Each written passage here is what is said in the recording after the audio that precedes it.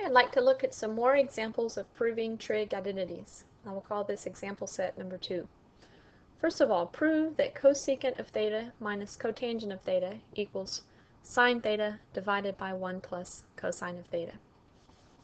As far as choosing a side that is uglier than the other side, I would say that this is probably the side I should choose just based on the fact that it's a fraction. Choosing that side, I know that my final result needs to equal cosecant of theta minus cotangent of theta. This particular problem I would call a special problem based on what the right-hand side looks like. In other words, my right-hand side, I have sine of theta over 1 plus cosine of theta. This fits the form talked about in the guidelines for proving trig identities. This fits the form of some expression over 1 plus or minus another trig function. The guidelines for this said that you want to start by multiplying the numerator and the denominator by the conjugate of the denominator. This problem has 1 plus cosine of theta in the denominator. The conjugate of that is 1 minus the cosine of theta. And we want to multiply both the top and the bottom by this expression. The main goal for doing this is so that in the denominator you eventually end up with a Pythagorean identity of some kind. Let's see how this works. I'm going to use parentheses here to separate out the things that I'm wanting to multiply. In the top, I can see I need to distribute the sign through. In the bottom, I'm actually going to FOIL by multiplying first and first, outer and outer, inner and inner, and then last and last. Okay, so let's do this. In the top, I'm distributing sine.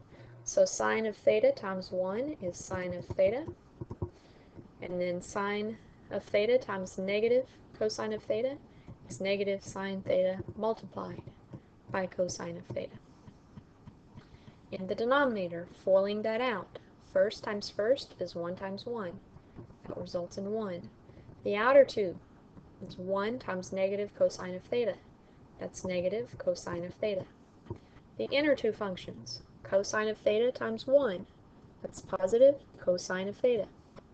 The last two terms multiplied, cosine of theta times negative cosine of theta, is negative cosine squared of theta.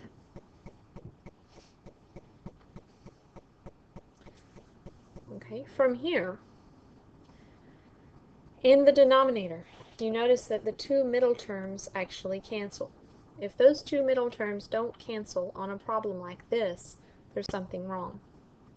In the top actually may need to be simplified a little bit later on. I'm going to leave the top alone for right now since I don't really know what we need to do with it at this point. I believe that we will find out that in the numerator, we actually are going to kind of undo something that we have already done. In the denominator, we have 1 minus cosine squared of theta.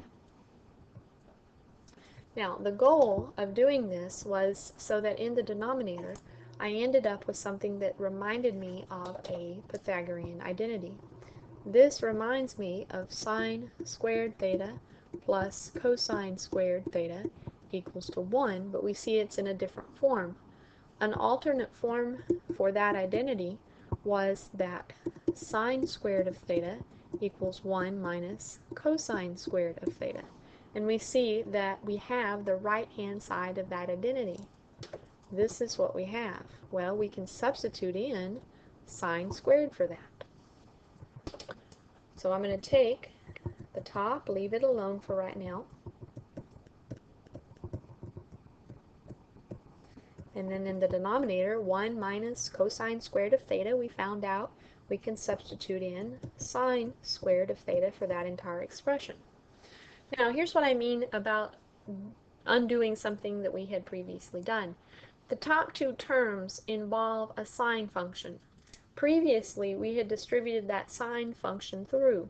I'm actually, at this point, going to factor it back out. I have sine of theta, and then 1 minus cosine of theta. In other words, the top two terms shared a sine of theta. I was able to factor it out, and then I was left with 1 minus cosine of theta on the inside. The reason that I knew to do this is in the denominator I have a sine squared function. If I can factor a sine out of the numerator, then sines can cancel. I have 1 sine of theta on the top that can cancel with 1 sine of theta on the bottom, and it will leave me with a single sine of theta on the bottom. Okay, this results in 1 minus cosine of theta over sine of theta. Okay, now at this point, there's no operation that I can perform, there's no simplification that I can perform, no factoring, no reducing. So at this point, I have to figure out something else to do to get to my desired result. One trick, and I will call this a trick, is if there is a single term in the denominator. So if single term in denominator, sometimes you can split your fraction. And what I mean by that is as long as you have just a single term in the denominator, you can split this fraction by placing the first term in the numerator over sine of theta. Okay, keep the sine in the numerator, and then take the second term and put it over sine of theta. Okay. That being the case, I then have created 2 more identities that I recognize. 1 over sine of theta is the reciprocal identity for cosecant of theta. Cosine of theta over sine of theta is the identity for cotangent of theta. And if we notice, we have what we desired to have. Scroll back up to the original problem, and what I wanted to prove was I wanted to prove that the right-hand side was equal to cosecant of theta minus cotangent of theta. And you see that we have indeed done that. This concludes this example on proving trig identities.